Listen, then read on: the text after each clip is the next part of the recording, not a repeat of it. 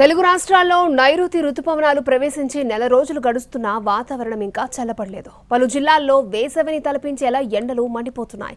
గరిష్ట ఉష్ణోగ్రతలు సాధారణం కంటే 2 నుంచి 3 డిగ్రీలు అధికంగా నమోదవుతున్నాయి. సూర్య ప్రతాపాన్ని వరుణుడు అడ్డుకునేదెప్పుడు?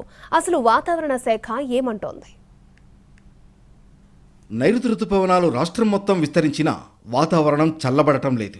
ఎండ తీవ్రత కొనసాగుతోంది. అక్కడక్కడ వాతావరణ అనిశ్చితి నెలకొని వర్షాలు కురుస్తున్నాయి. అవి కూడా కొద్ది ప్రాంతాలకే పరిమితమవుతున్నాయి. రుతుపవనాల కాలంలో ఇదేం వాతావరణమని నిపుణులే ఆశ్చర్యపోతున్నారు. ప్రస్తుతం అడపాదడపా కురుస్తున్న వానలను రుతుపవన ముందస్తు వర్షాలుగా మాత్రమే పరిగణించాలని నిపుణులు స్పష్టం చేస్తున్నారు. ఇవి నైరుతి రుతుపవనాల ప్రభావంతో కురుస్తున్నవి కావని చెబుతున్నారు. వాతావరణంలో మార్పుల ప్రభావం నైరుతి సీజన్పై కూడా పడిందంటున్నారు. ఇదిలా ఉండగా కోస్తాలో పలుచోట్ల వర్షాలు కురుస్తాయని, నేడు రేపు అనేక చోట్ల వర్షాలు పడతాయని వాతావరణ శాఖ తెలిపింది. శ్రీకాకుళం నుంచి తిరుపతి వరకు అక్కడక్కడ పిడుగులతో కూడిన తేలికపాటి వర్షాలు పడతాయని తెలిపింది తప్ప ఉత్తర కోస్తాలో భారీ వర్షాలు కురుస్తాయని పేర్కొనలేదు.